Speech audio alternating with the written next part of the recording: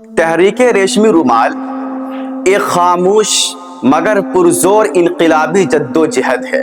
برطانوی استعمار اور قبضہ گیری کے خلاف بر صغیر کی جنگ آزادی میں جہاں سیاسی، سماجی اور عسکری تحریکیں نمایاں رہی ہیں، وہیں ایک مخفی اور مضمر اور عظیم تحریک ایسی بھی تھی جو خاموشی سے دشمن کی جڑیں کاٹنے اور بنیادیں مسمار کرنے کی مشن پر گامزن تھی۔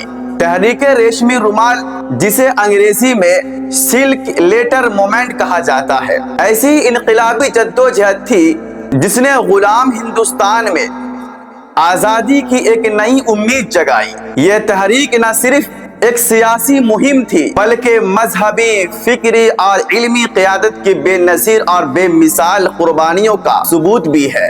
تحریک ریشمی رومال کا پس منظر اور آغاز۔ یہ تحریک 19ویں صدی کے آخری حصے اور 20ویں صدی کے اوائل میں وجود میں آئی، جب دارالعلوم دیوبند کے عظیم، دور اندیش اور درویش علماء کرام نے یہ محسوس کیا کہ انگریزوں کے خلاف محض واعظ و نصیحت اور تقریر و تحریر سے بات نہیں بنے گی۔ اور علماء کرام، ان علماؤں کی قیادت شیخ الہند حضرت مولانا محمود حسن اور ان کے شاگرد الرشید مولانا عبید اللہ خان سندھی کر رہے تھے۔ انہوں نے فیصلہ کیا کہ ایک خفیہ منصوبے کے تحت انگریز سامراجیت اور حکومت کو اندر سے کمزور اور کھوکھلا کیا جائے۔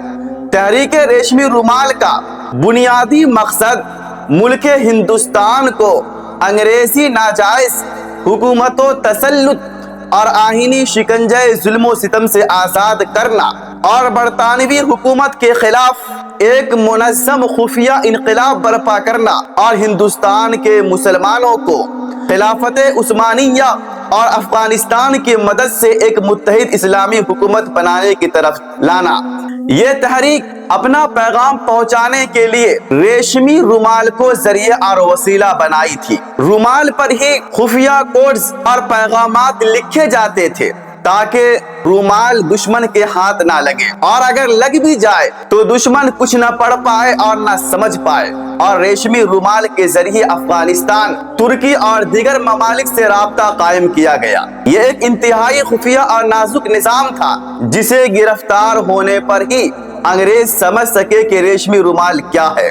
مولانا عبید اللہ خان سندھی افغانستان چلے گئے، جہاں انہوں نے امیر افغانستان سے ملاقات کر کے مدد طلب کی، جبکہ مولانا محمود حسن موجودہ سعودی عرب روانہ ہوئے تاکہ خلافت عثمانیہ سے فوجی امداد حاصل کرے اور ہندوستان کو برطانوی سفاکیت سے آزاد کرے۔ یہ دونوں اہم شخصیات آزادی کے خواب کو عملی جامہ پہنانے کے لیے جان کی بازی لگا چکے تھے، مگر بدقسمتی سے خفیہ پیغامات افشا اور عیاں ہو گئے۔